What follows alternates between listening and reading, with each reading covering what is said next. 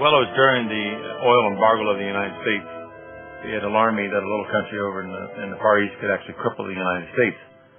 And realizing that the entire industrial base of the United States and the world is based on the supply and the utilization of energy, it became imperative that we must try to bring in an alternate fuel source and do it very quickly. Of course, I thought originally with the right type of funding, we could possibly get it in within 6 months. But reality shows that the 12 to 15 years was more correct in this projection.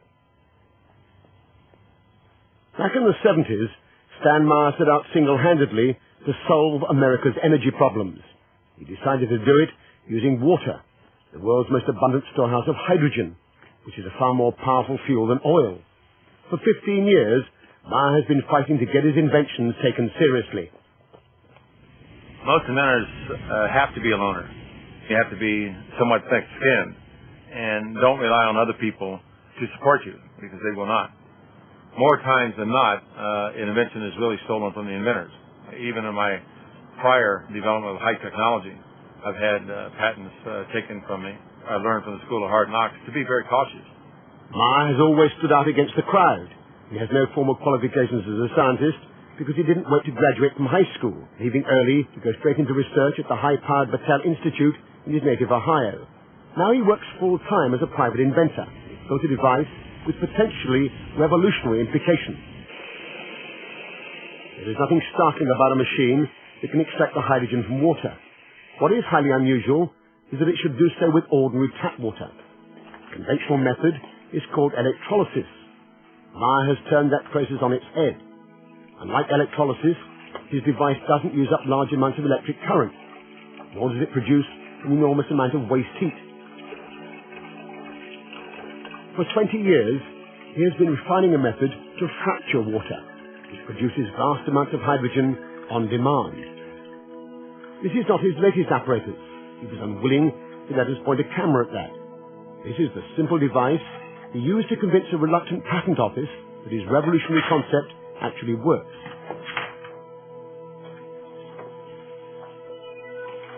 Alloy rods, acting as electrodes, are housed in a perspex container that's filled with water. Normal mains voltage is fed in through a transformer, but critically, there is virtually no current consumed, less than half an amp. The result is dramatic. Hydrogen pours off with the flick of a switch. Meyer claims the key is his electronics, which pulses electricity rapidly across the rods at up to 20,000 cycles per second. In a way that's not readily apparent, this process transforms the equation. Whereas in conventional electrolysis, 3 times as much energy is consumed as is produced in the form of hydrogen fuel, in Meyer's apparatus, the reverse is true. It appears to produce several 100% more energy than it consumes. Stan has something that's characteristic of the people that sound like they've done something to tap zero-point energy. Has high frequency, high voltage, and there's a combination of the two at which something occurs.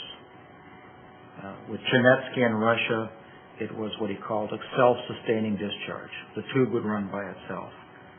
When Stan gets this effect, the amount of hydrogen and oxygen that are emitted off these 2 electrodes is a step function that almost boils the water. If I did this with standard electrochemicals, I need current, and the water should rise a degree every couple of seconds. With Stan's, it'll run for a half hour, and the water temperature hasn't changed. Something's different. Meyer demonstrates this repeatedly without any difficulty, and yet on the face of it, it represents an extraordinary revolution. His measurements over the years suggest 1,700% greater efficiency than conventional electrolysis. And if he's to be believed, he's getting much better results from his latest, still secret invention. Well, I first got involved with Stan Meyer when I went over there with a couple of colleagues to look at his water-splitting device. And so we arrived at StanleyMeyer. He had a demonstration cell. We filled it with tap water. In fact, I did that myself. And he switched it on, and almost instantly the 3 jaws dropped because of the rate at which the gas poured off. It was quite spectacular. Whatever energy source Stan Meyer had tapped, it was not explicable by the electric power that was going into it. So something was powering it outside of conventional wisdom. There is no question that the gas coming off in such abundance is hydrogen. Meyer ignites it to produce a high-temperature flame able to cut through metal. StanleyMeyer has faced a lot of difficulties. He's 3 times tried to launch the device, produce press conferences, have the technical press round, but he's been almost universally slated. In the early days, very much so, they just ridiculed the whole idea. He's getting a little more notice now because some scientists are getting interested. But by and large, science is very intolerant, particularly modern science. As with Tesla, Griggs and others, Meyer's claims are so far outside the received scientific wisdom that they've been ignored by the majority of the scientific establishment. But then, Meyer has ignored them too. He has poured his energies over the last 10 years into establishing recognition for his claims by getting international patents. In the processing, there was a great deal of difficulty in trying to process the legal paperwork in such a way as to allow the patent office to fully understand what was actually occurring. In one instance, we brought the water fuel cell to Washington, D.C., and of course I had tweaked it in such a way to produce an enormous amount of hydrogen oxygen gas, and the patent examiner said, no, it will not work based on the electrolysis process. And when we turned it on and produced an enormous amount of hydrogen gas, the examiner finally realized that we were doing exactly that, and went out in the hallway and started screaming and hollering to everybody on the floor, put out all your cigarettes, hydrogen's in the building. So we started laughing and said, well, we certainly convinced everybody in the patent office that we can do what we said we can do. Even so, the US Patent Office dragged their feet for 3 years before granting patents on the hydrogen-producing device. Since then, against massive resistance, he's managed to get patents established throughout Europe and Japan.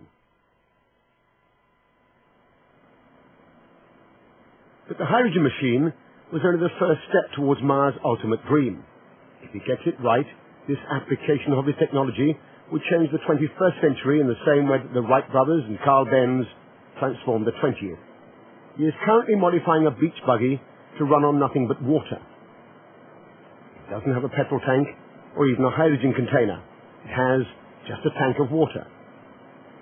He's invented a device called a water splitter to replace the spark plug. As the water is injected into the engine, Meyer claims it's fractured into hydrogen and oxygen, and then burned as fuel. Meyer is working on a kit to modify any engine. He hopes to demonstrate it on this car within 12 months. And of course, the blessing to the use of the water as a fuel source, that on combustion, the byproduct is water mist. So we're even solving the environmental pollution problem at the same time that we're using water to maintain the industrial basis of the world. Meyer is protective about his inventions to the point of self-confessed paranoia. Most observers describe him as a crank and his car as an aberration. But then madness and genius often go hand in hand. Meyer shares with many inventors a problem that goes well beyond paranoia. As an engineer with no scientific background, he faces a giant hurdle when he tries to communicate with scientists. One problem is that the language that people use when they're trying to describe their invention is not the language that I as a scientist am used to, and so I have to translate it, if you like, into a way that I can begin to understand what they're trying to say. It might as well be written in Swahili for all of the sense that it initially makes, and so I'm not particularly inspired to put a lot more effort in the hope that the pearl of wisdom will reveal itself to me. At a certain point, you hit a law of diminishing returns. It isn't just a question of the difficulties of communication. There is a profound barrier between scientists and inventors, and a strong reluctance on the part of most scientists to risk their reputations grappling with issues that don't have a clear scientific pedigree. Reluctance to look foolish inhibits a lot of people from looking at things. This is looked at as a pariah. You touch it, and it creates an image of you that you don't want your colleagues to see. At one extreme, you might have things that are guaranteed to work, but are not very interesting if they do, and at the other extreme, things that are a real long shot but would be revolutionary. And so you have to try and weigh the balance and decide which side is more likely to be profitable for you. Then, having made some choices, you then have to ask yourself, how do I actually go about doing this? Do I have to apply for funds to do it? And if I do, who will I be competing with? And what is the better chance that this will be supported or that? Because, at least in the big science area that I work, you can't just sort of come up with an idea on a Friday and expect to start the experiment on a Saturday. It takes many months, many years even, of preparation. Though the scientific establishment may have ignored the likes of Meyer, the powerful military-industrial complex certainly hasn't. Over the past 10 years, Meyer says he's been quietly approached by many influential organizations who would never admit publicly to their involvement with him. It is involved in deep space exploration, and it's also being developed quite highly in the military. Basically, what occurred with water fuel cell was in the fact that once they understood was actually occurring, then under the U.S. national security mandate, I have no decision or power of whether or not the military or NASA or the federal government will utilize the technology. They can utilize it in any way they so desire. NASA is using every method it can to regain some of its now fading glory. In the face of strong congressional resistance, the days of limitless budgets for space exploration have long since gone. As a champion of a new, environmentally friendly energy source, NASA would gain immense support. Do you have your identification? As a former top scientist of the NASA Spaceplane project, Professor Paul Ziff has an inside track on the workings of the agency. NASA has large centers. The center that's in charge of propulsion is NASA Lewis in Cleveland, Ohio. Can you imagine, instead of having a million-pound rocket has 900,000 pounds of fuel on board, an oxidizer. Can you imagine what it would be like if you could put a device on there that would split water and run it into your engine? No explosive compounds.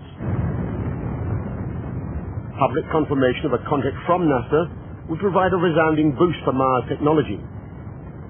Paul Ziff says it's only in a closed meeting that they confirm such an agreement.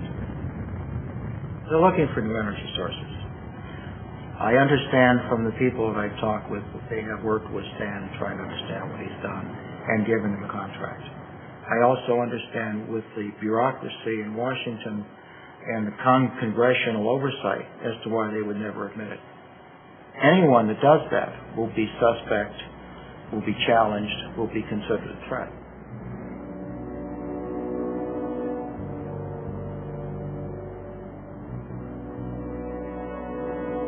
But if only a fraction of what Meyer claims for his technology can be achieved, it would represent a vindication for NASA's involvement. It would also be a powerful threat to many entrenched vested interests. If Stan Meyer's device works like he advertises, you would make energy available universally almost free. That is a major, major, major impact. When new technology comes in existence, there's a great resistance to it because it can affect a lot of economic factors.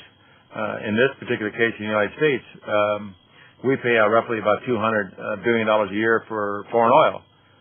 It's quite obvious that the Arabs would pay $200 billion to try to keep this type of technology out of the economy. And many, many times over the last decade, I have been offered enormous amounts of money to simply sell out or to sit on it. The Arabs offer me well over $1 billion cold cash simply to sit on and do absolutely nothing with it. My life has been threatened many times. Of course, I happen to believe in the power of angels. And if I don't believe in the power of angels, I don't believe I'll be around here too long. If the thing like Stan Meyer has works, every piston engine, every gas turbine in the world today, if it had its converter, could run on it. With a little invention, we could get standalone devices to run all over the world. I think it would be what I would be concerned about is the people that sell energy would be essentially bankrupted. It's what happened to the Conestoga wagons when trains came, or to the Pony Express when the telegraph came in. They're going to wipe out an entrenched power base, and they may not go easily.